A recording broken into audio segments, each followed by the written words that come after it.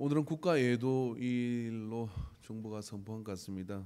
저는 어제 바자회를 은혜롭게 잘 마치고 기대 이상의 많은 그런 분들이 함께해서 정말 행복한 시간이었고, 그 정리를 이제 한 4분이 남으셔서 주방 정리를 다시 했는데 다 정리하고 나니까 9시쯤 이렇게 된 것 같아요. 그래서 저 할 일이 좀 있어서 이대로면 안 되겠다, 일찍 좀 자야 되겠다 그러고 잠을 청하고 새벽 1시에 깼습니다. 깨고 이제 목욕실에서 이것저것을 같이 또 정리하는데 유수가 하나 이렇게 뜨더라고요. 유수에 정말 젊은 청춘이죠. 151명이 오늘 아침 집계로는 압사당했다라고 하는 어떤 말입니까? 이게 깔려서 죽게 됐다는 겁니다. 저도 이태원 거리를 가본 적이 있습니다. 그 거리는 그렇게 10만 명이 모일 수 있는 거리가 아니거든요. 근데 그 좁은 동네에 그렇게 사람들이 모여서 그 한밤중에 그런 안타까운 일이 있었고, 구급차가 앞으로 진행해 들어가려고 하더라도 그것이 할로윈데이 축제의 또 한 부분인 줄 알고 오히려 길을 비키지 않는 일들이 벌어지게 되고, 클럽에서는 음악이 크게 터져 나오고, 그래서 더 많은 안타까운 생명이 운명을 달리하게 된 것 같습니다.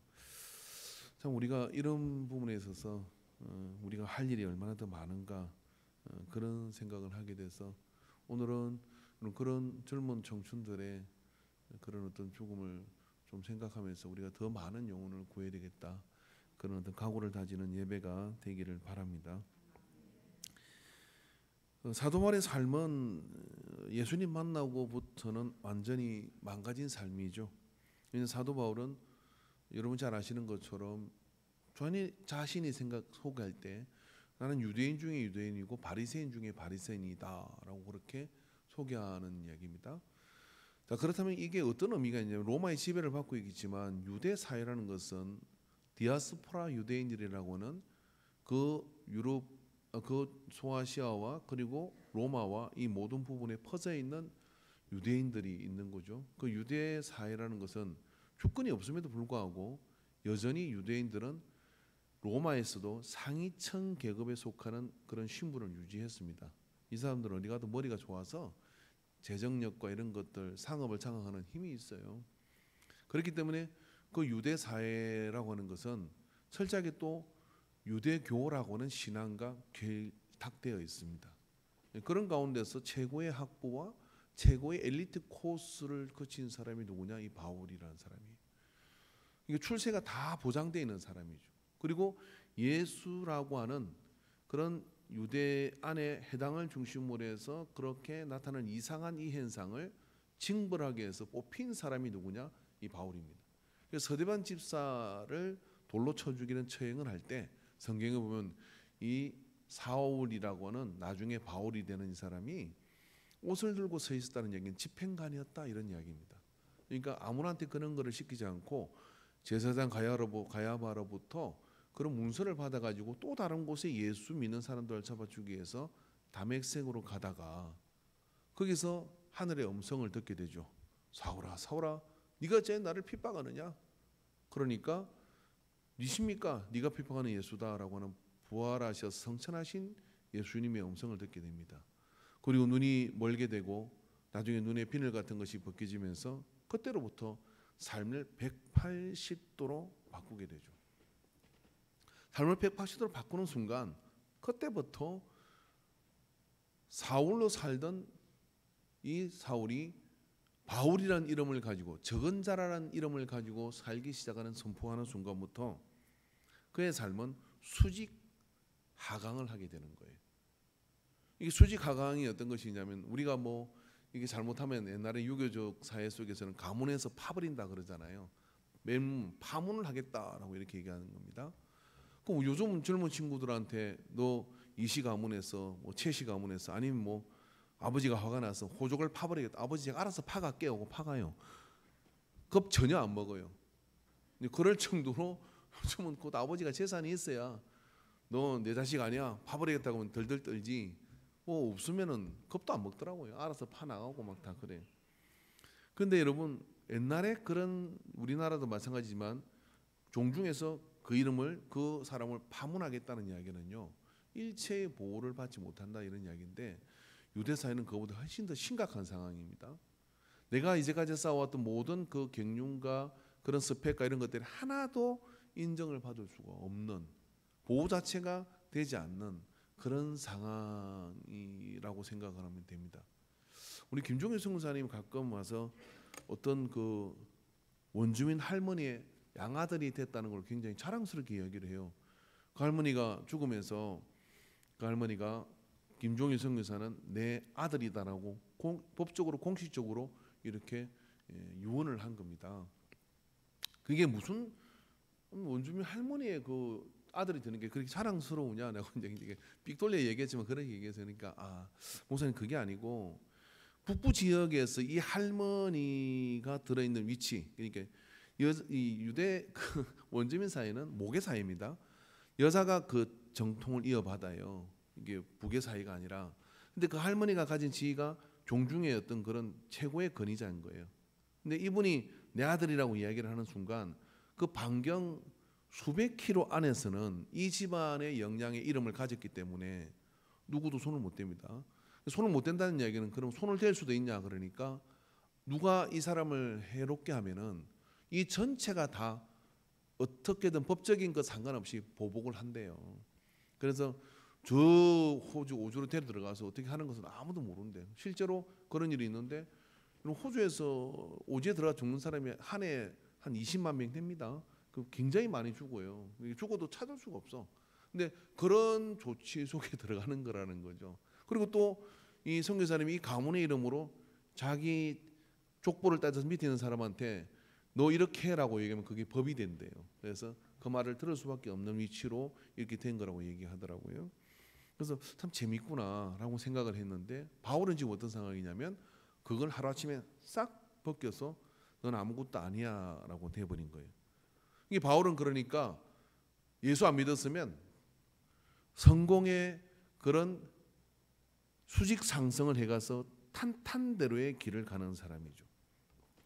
그런데 그가 얼마나 고생을 했는지 오늘 본문에 보면 좋게 말을 했지만 읽어보면 이런 입니다. 우리가 사방에 우겨싸움을 당하고 답답한 일을 당하여도 박해를 받아 버림바 되고 끄꾸러뜨림을 당하고 죽음을 몸에 짊어짐은이라고 얘기하는 거예요. 이런 일이 자기의 삶 속에 다 있었다 이런 이야기. 그러니까 값을 지불해도 엄청난 값을 이렇게 지불을 하게 되는 거죠.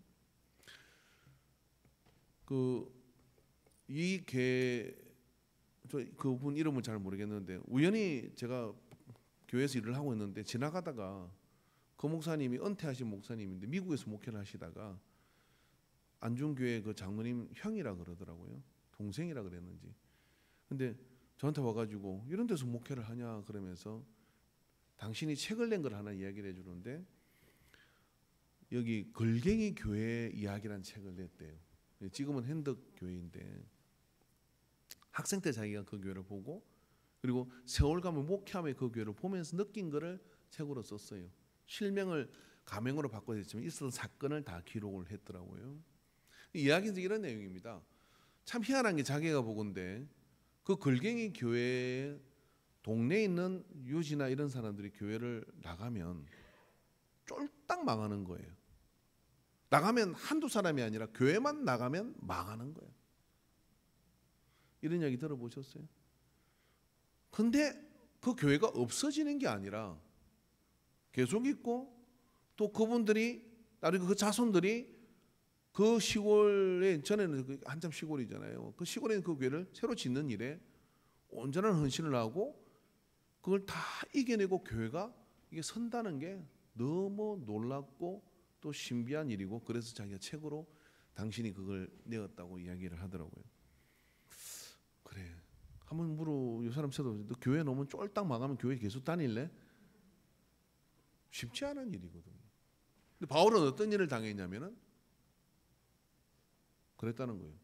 죽음을 짊어지고 거꾸로 트림을 당하고 그리고 아무것도 아닌 것처럼 취급을 하게 되고 사방에 우겨싸움을 당하고 그런 일이 한순간에 생명이신 예수님을 다메섹에서 만나는 순간 너무 분명하게 만났기 때문에 의심할 여지도 없이 너무 분명하게 만났기 때문에 그 예수님을 따라가는 삶이 이루 말할 수 없는 고단함과 이런 것들이 그 삶 속에서 일어나고 있었던 거죠. 근데 바울은 이렇게 얘기합니다. 이 모든 것들이 내게 일어나는 것은 당연한 일이다라고 이야기를 하는 거예요. 왜? 뭐 때문에 그런 것일까요? 전에는 바울은 스텐 그릇이었습니다. 집어 던져도 깨질 수 없는 신분이에요. 어디 가다 던지나도 그는 인정받을 수 있는 사람이었어요. 그런데 오늘 뭐라고 그러냐면 자기는 하나님께서 이 보배로운 것을 질그릇에 담았다라고 얘기하는 거예요.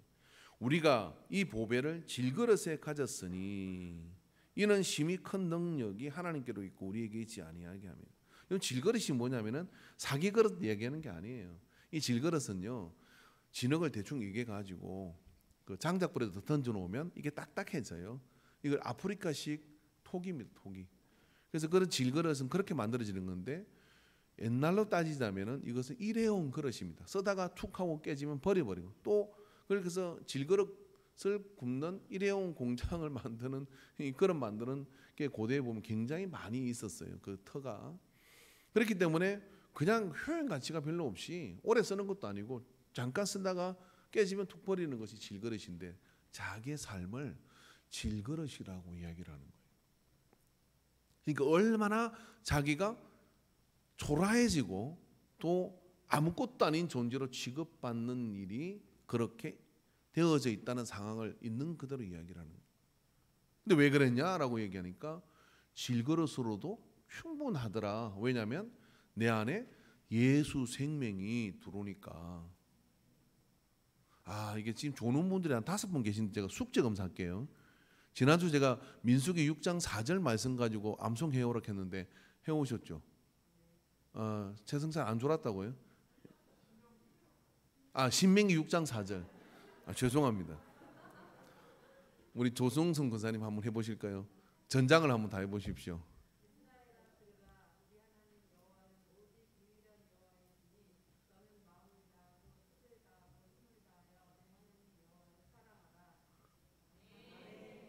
더 하셔도 됩니다. 예, 암송하셨네요. 대표로 하신 줄 알고 정신을 바짝 차리십시오. 지금부터 눈 감는 분은 제가 시키겠습니다. 자, 그런 질그릇은 쉽게 깨지는 건데 예수 생명이 들어오는데 그걸로도 충분하다는 생각이 들고 더 나아가서는 얼마든지 깨라 하고 자기를 세상적이고 그리고 사람들의 평가 기준으로 볼 때는 그렇게 자기를 낮추고 나가요. 그러면서 뭐라고 이야기합니까? 우리가 15절 말씀을 한번 주목해서 보기를 원합니다. 이 말씀이 이렇게 얘기합니다. 이는 이런 옥외삼을 당하고 죽음을 짊어지고 다니고 심지어는 죽기까지 하는데 이는 모든 것이 너희를 위함이니. 누구요? 이 편지를 받고 있는 바울 외에 고린도 교회와 또 오늘 우리 복음의 전달을 받을 자들 너희를 위함이니 많은 사람의 감사로 말미암아 은혜가 더하여 넘쳐서 하나님께 영광을 돌리게 하려 함이라. 내가 한 가지 바라보고 원하는 것은 한 가지 뭐냐면은 나는 망가지고 나는 질그릇처럼 우겨쌈을 당하고 심지어는 죽음을 짊어지고 다니는 그러한 가운데 있지만은 뭐예요? 그런 것을 통해서 너희들이 감사한 마음이 들어서 하나님께 영광을 돌릴 수 있는 것, 그건 내가 바라보는 거다. 그건 내가 바라보는 거다. 믿음으로 하고 감사로 반응하기를 원하는 거다. 어제 이상한 아줌마가 저녁에 와서 한번 큰 소리 치고 갔잖아요. 욕 잘하대요. 맛깔스럽게 욕을 해요. 근데 깡 여사가 이런 이야기를 했죠. 그 인간이 3마디만 하면 봐주겠는데 남편들 얘기하는 거예요. 저 이야기하는 것도 깜짝 놀랐어요.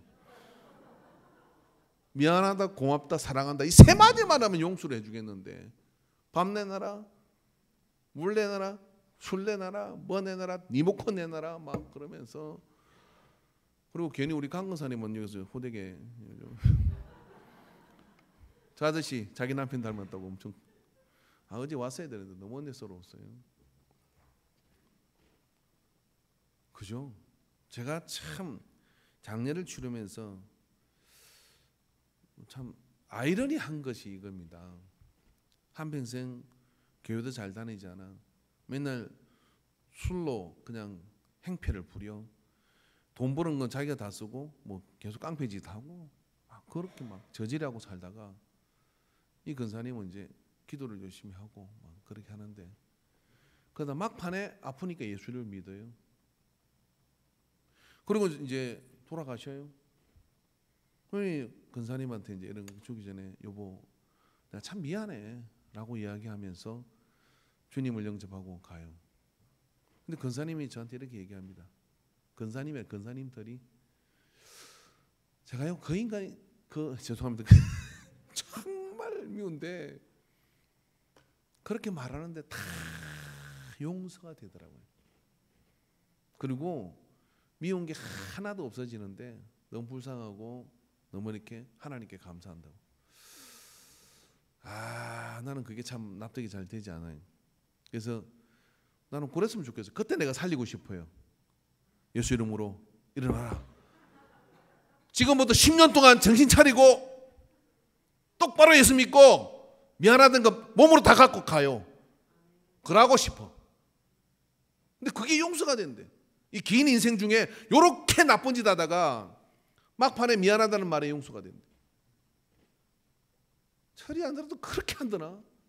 저 포함해서. 깡지사 말이 정말 공감이 되잖아요. 근데 왜 그럴까? 그 안에 예수님이 계시는 거예요. 그렇게 감사하고 예수님 믿었다는 것 때문에 다 용서가 됩니다. 이게 되는 일이에요. 바울이 거짓을 하고 살은 겁니다. 이렇게 살 이유가 없는 사람입니다. 그냥 잘 나가는 사람이에요. 로마 시민권도 있어요. 공부도 할 만큼 했어요. 뭐가 하나 째이는 게 없어요. 근데 예수 믿고 난 다음에는 이렇게 처이고 저렇게 처이고 보잘것없는 존재로 취급받고 근데 그래도 기쁘대. 그래도 견딜만 하대. 뭐라고 얘기합니까? 이게 말입니까 이게? 이렇게 말을 합니다. 우리가 사방에 우겨싸움을 당하여도 쌓이지 아니하고 답답한 일을 당하여도 낙심하지 아니하고 박해를 받아도 버림받지 아니하고 끄꾸림을 당하여도 망하지 아니하고 우리가 항상 예수의 죽음을 몸에 짊어지면 예수의 생명이 또한 우리 몸에 나타나게 하려 함이라.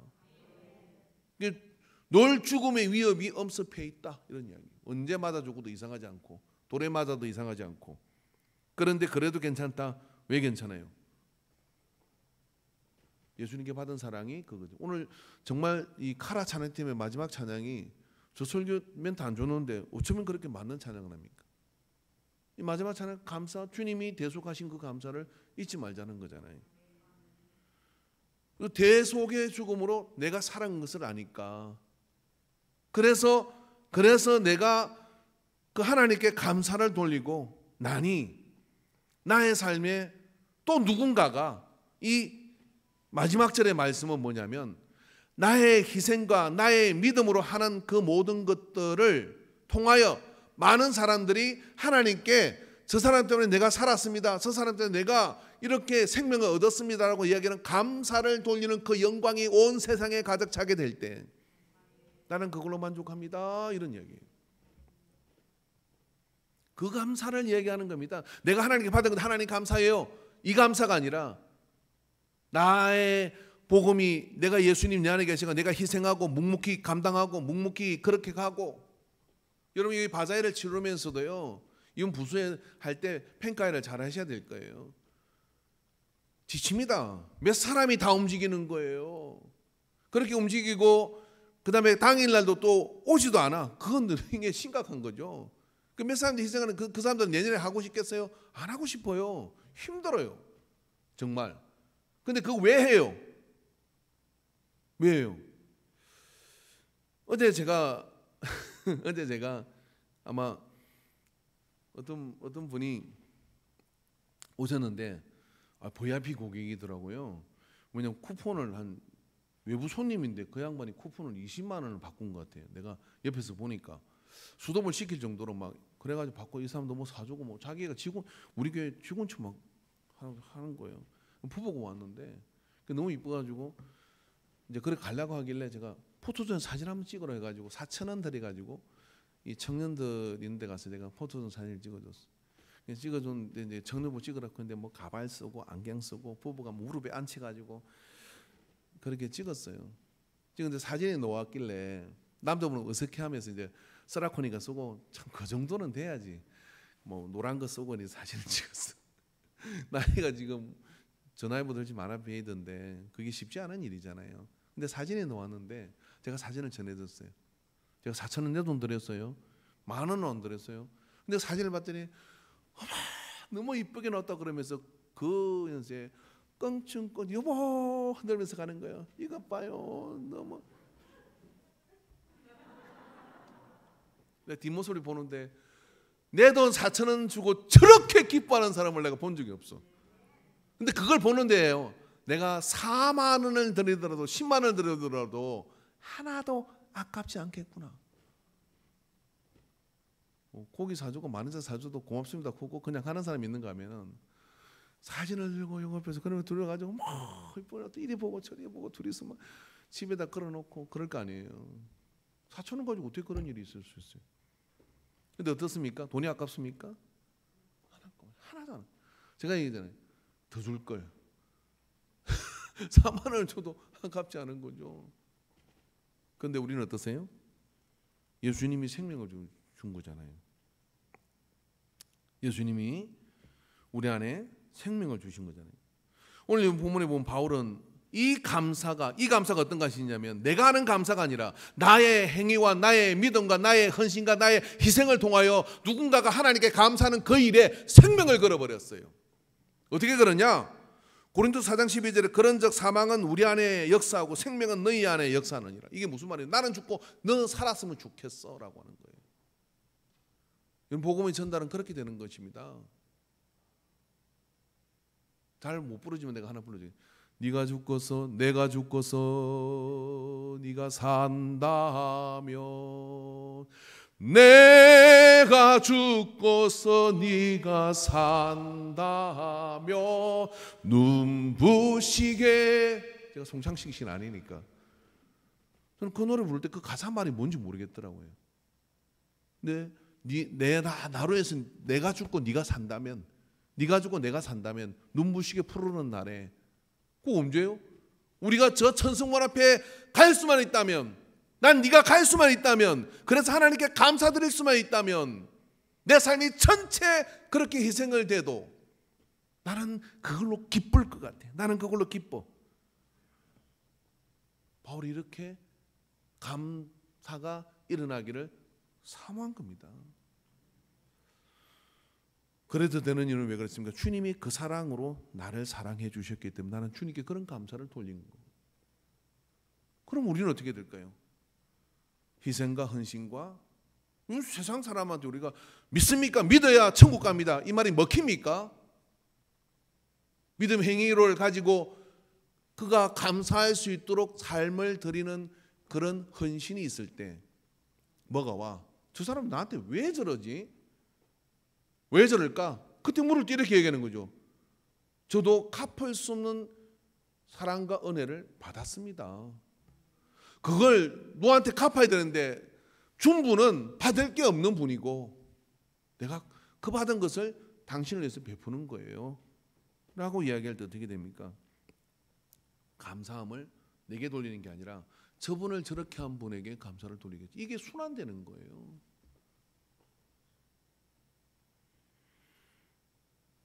고린도서 4장 13, 14절에 기록된 바 내가 믿었으므로 말하였다 한 것 같이 우리가 같은 믿음의 마음을 가졌으니 우리도 믿었으므로 말하노라. 주 예수를 다시 살리신 이가 예수와 함께 우리도 다시 살리신 것을 너희와 함께 그 앞에 서게 하실 줄을 아노라. 내가 더 믿음이 있으니 내가 너 때문에 죽을게. 그리고 우리는 나는 죽어도 다시 산다. 너도 이 믿음을 가지고 누군가에게 그런 마음을 가지고 나가면 그 믿음으로 이 세상에 알량하고 옹졸하고 키재기하고 스펙 재는 것 아무 의미 없이 그 안에 희생과 헌신과 박애의 마음을 가지고 살아갈 수 있는 그 마음이 열리게 된다는 거죠. 왜 이렇게 다른 사람이 좋아하는 것을 보고 싶어하는 것일까요? 왜냐하면 그걸 통해 하나님이 기뻐하실 것을 바라보며 감사하기 때문에 그렇습니다. 하나님에 대한 감사와 그 기대가 그 속에 있기 때문에 그래요. 왜? 시편 100편 4절 말씀 한번 봅시다. 다 같이 읽읍시다. 시작. 감사함으로 그의 문에 들어가며 찬송함으로 그의 궁전에 들어가서 그에게 감사하며 그의 이름을 송축할지어다. 그러니까 우리가 함께 천국문이 열려가지고 그 궁전에 들어가는데요, 막 감사함으로 들어가야 된다는 거예요. 오늘 예배에 들어오실 때도 서로 그걸 바라면서 감사함으로 이렇게 들어가야 된다는 거예요. 그래야 그 문에 들어갈 수 있다는 거예요. 근데 나 혼자 들어가는 것 갖고 안 되고 감사의 화답이 넘치는 그런 행렬이 되어서 들어가야 하늘 문이 열리게 되는 겁니다. 그러면 이런 바울의 감사는 자기만의 감사가 아니라 자기의 믿음의 헌신을 통하여 더 많은 사람이 하나님께 감사하는 상황을 보고 싶어하는 거죠. 이것에 대한 기도입니다.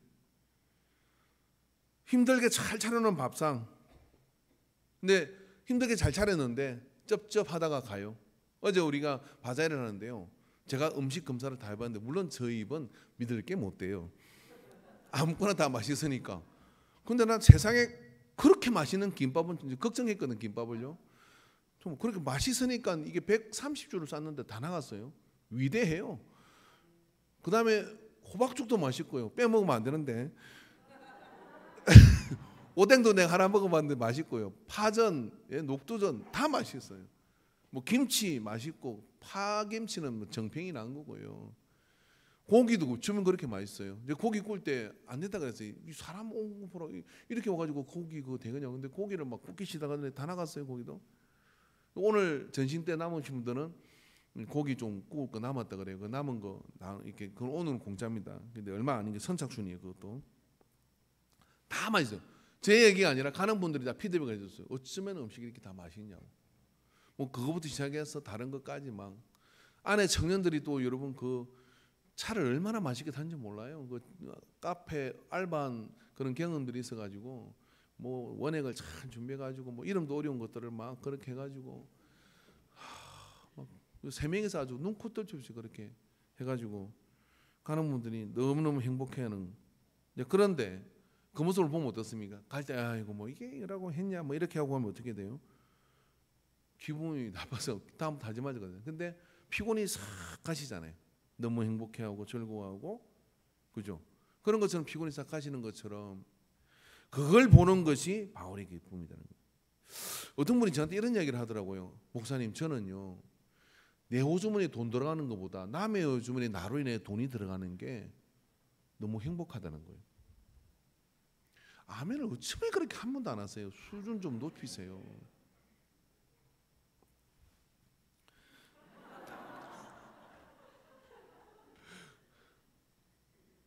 진짜 그 간판 하나씩은 불렀으면 좋겠는데 나이가 35?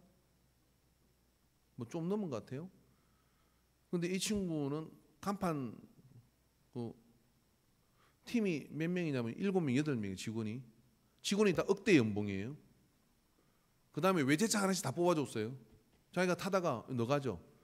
그 다음에 인사 잘했다고 보너스 5천만 원 뭐 이래 주는 거예요. 그래도 영업이 돼. 이분이 지론이 뭐냐, 원래는 광고사를 했대. 근데 간판을 안 만들었는데 인간 시대에 그거 나왔더라고요. 근데 간판을 안 만들었는데 누가 간판 하나 만들어 달라고 해서 사업도 쫄딱 망하고 광고가 안 돼가지고 그래 간판을 하나 만들어줬더니 그 간판이 대박이 난 거예요. 공짜로 만들어주는데. 그래서 그거 보고 이거 누가 만들었냐고 해달라 해가지고 퍼지기 시작한 거예요. 그리고 저기 어디 무이살인가 어딘가 그게 식당을 하는데 식당이 영업이 안 돼. 근데 사장님 간판 주문이 온 거예요. 그래서 간판을 만들어주고 자기가 가서 요거 포토존 하나 만드세요. 그러고 만들어주고 그 사장이 대박이 나가지고 당신은 여기 올 때마다 평생 당신 돈으로 공짜. 음식이 공짜래.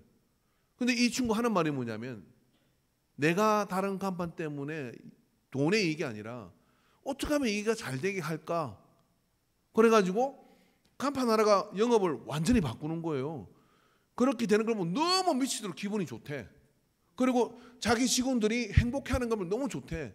직원들이 1시간 반씩 출퇴근을 외부에서 하니까 그 금사라기 같은 이게 중앙에 있는 그 오피스를 샀어요. 사가지고 거기를 방을 정하는데 사장이라고 좋은 거 정하는 거 아니에요. 제비를 뽑아가지고 사장이 뽑았는데 뭐 거실이면 거실 해가지고 그렇게 같이 하고 젊은 사람이 낫대. 근데 그 중심에는 무슨 생각이 있냐면 나로 인해서 누군가 행복해진다면 그런 마음을 가지고 하니까 돈이 부족해집니까? 아니요. 넘치고 넘친다니까요. 이게 뭐냐면 내가 한 헌신을 통해서 누군가의 호주머니에 돈이 들어간 걸 보는 게 즐겁다는 얘기가 이런 이야기예요. 나하고 계약하고 그렇게 해서 뭐 했는데 내가 하는 헌신을 통해서 그 사람이 쫄딱 망했다. 힘든 거잖아요. 마음이 힘들어야 당연히 나 다행이네, 돈 받아서 된 게 다행이네, 이건 아니잖아요. 그러니까 그런 마음이 그리스도인의 마음인 거예요, 여러분. 그 말이 내게는 좀 생소했습니다. 오래전에 들은 이야기인데 그럴 수 있나? 남의 우전에 돈 돌아가는 게 즐거울 수 있나? 그럴 수 있나? 내 주머니에 들어가야 즐겁지. 그런데 그게 그 소리가 즐겁다는 거예요. 그러면 그런 마음을 가지고 하는 건 뭐겠어요? 그것 때문에 고맙습니다, 감사합니다. 그래서 감사함으로 나가면 뭐가 보이느냐 하면은 영혼이 보이기 시작하죠. 바울은 왜 이렇게 했습니까? 고린도서 9장 18절에 19절에 이렇게 얘기합니다. 그런즉 내 상이 무엇이냐? 내가 받을 보상이 무엇이냐?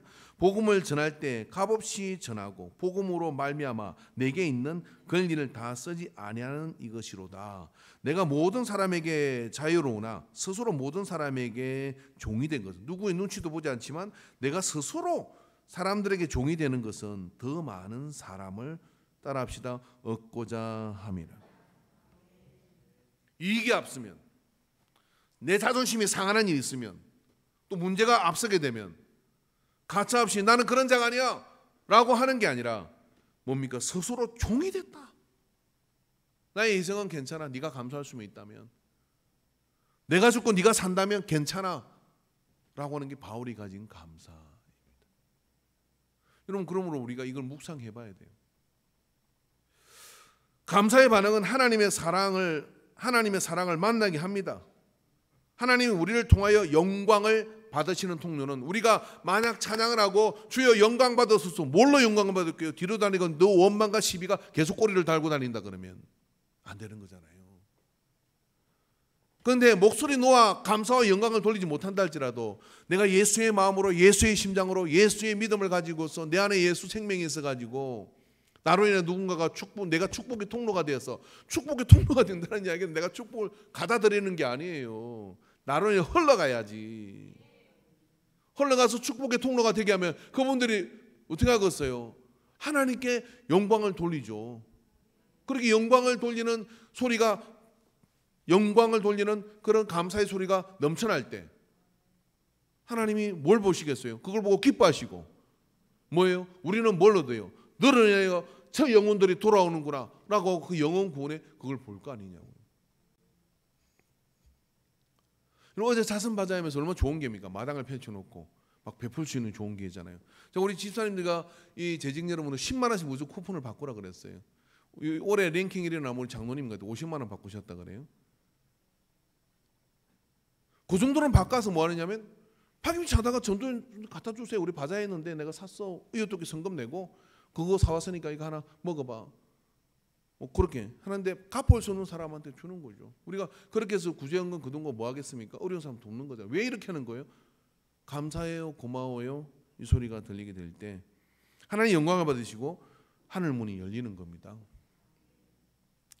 그럼 우리 그렇게 살면 어떻게 되느냐면요, 예수의 마음이 이 안에서 더 풍성해서 주님이 나를 위로해 주시고 다 채워주시는 거예요.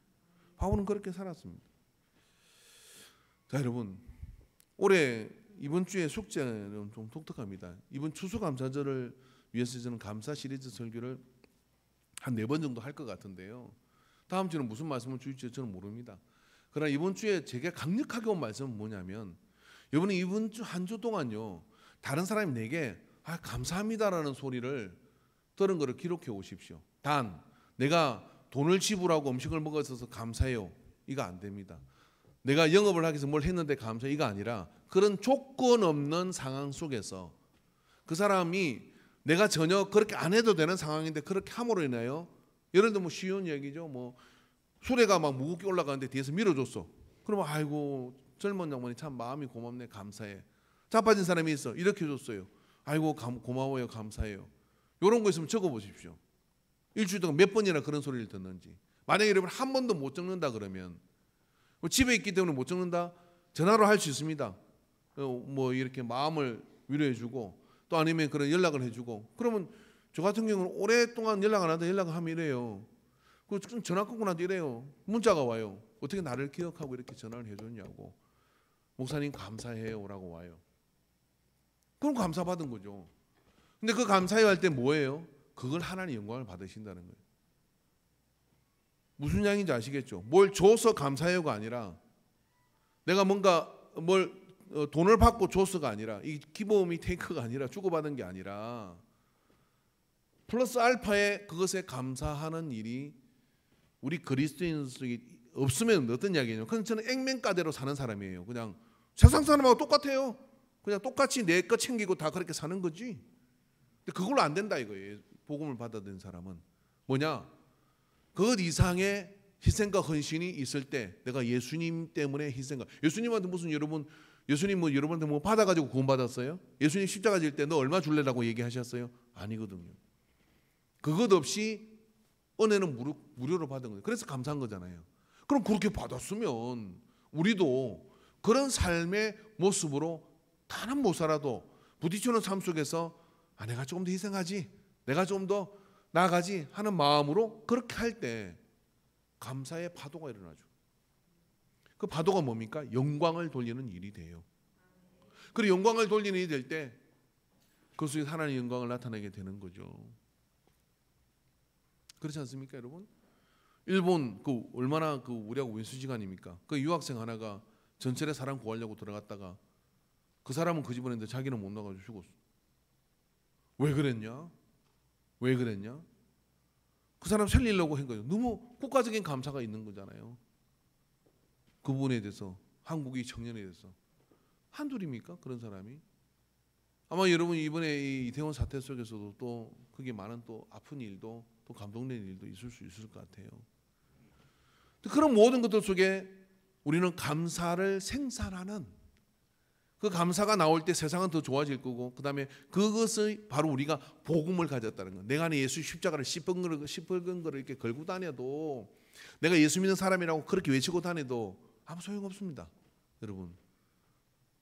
근데 예수님이 내 안에 계신 것을 희생과 헌신과 사랑을 통해서 누군가가 그렇게 감사를 돌리게 될 때 그 영광을 하나님이 받으신다. 바울의 이야기는 어려운 것 같지만 이야기입니다. 나는 그 일에 내가 죽으면 내가 짊어질 테니 너희는 생명은 너희에게 있는 것이다 라고 이야기하며 너희들이 져야 될 죽음의 그 짊어짐을 내가 진다는 거예요. 예수님이 우리를 대신에 십자가에서 못 박혀 죽으시잖아요. 그리고 예수님께서 이렇게 말씀하시죠.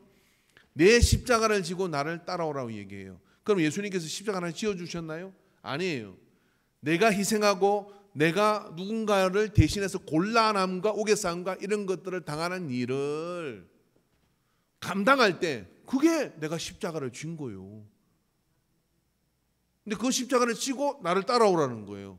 그럼 그 다음 사람은 또 그 십자가를 누군가를 위해 이타적 사랑의 십자가를 지고 따라가겠죠. 그 행렬이 오늘 이 땅에 우리에게 복음이 전해지는 행렬이에요. 여러분 우리에게 복음이 오기까지 얼마나 많은 사람이 죽었겠습니까? 우리의 복음을 오기까지 얼마나 많은 사람들이 희생과 헌신을 했겠어요. 언더우드 선교사 집안은요 직업으로 말하면 마이크로소프트사 같은 회사예요.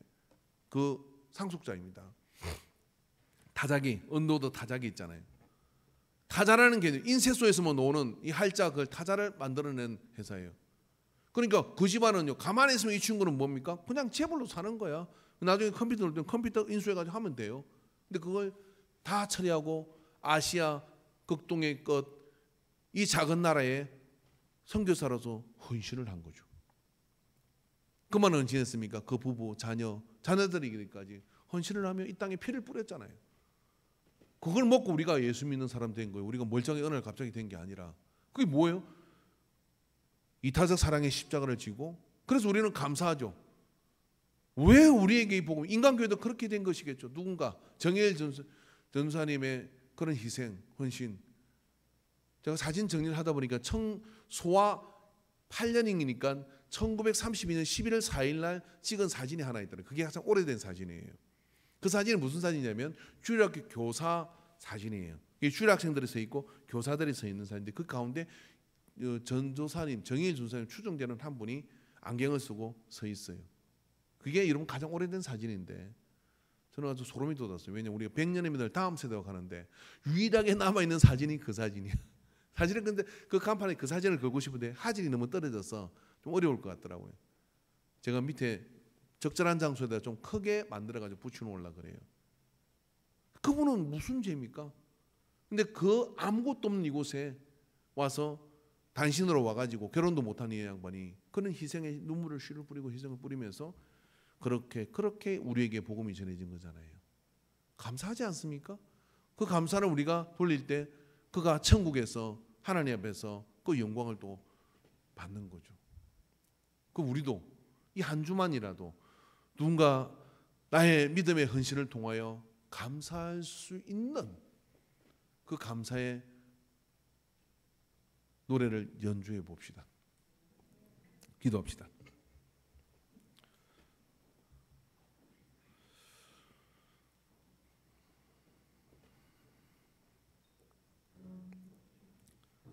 주 예수를 다시 살리시니가 예수와 함께 우리도 다시 살리사 너희와 함께 그 앞에 서게 하실 줄을 아노라. 이는 모든 것이 너희를 위함이니 많은 사람의 감사로 말미암아 은혜가 더하여 넘쳐서 하나님께 영광을 돌리게 하려 함이라. 주님, 참 우리는 우리에게 중심으로 살아가는 습관이 배인 자들입니다. 희생한다고 하고 헌신한다고 하지만 그러나 정말 소중한 순간에 내가 먼저 앞섰던 것들을 회개합니다. 주님이 나를 위하여 희생하신 그 복음의 전달자로서 산다는 것은 바로 이와 같은 것인데, 이 짧은 인생이 아니라 영원한 세계에 있을 하나님의 평가와 그 역사를 위해 다른 사람에 비해서 감사가 넘치는 총매자가 되게 하시고 징검다리가 되게 하여 주옵소서.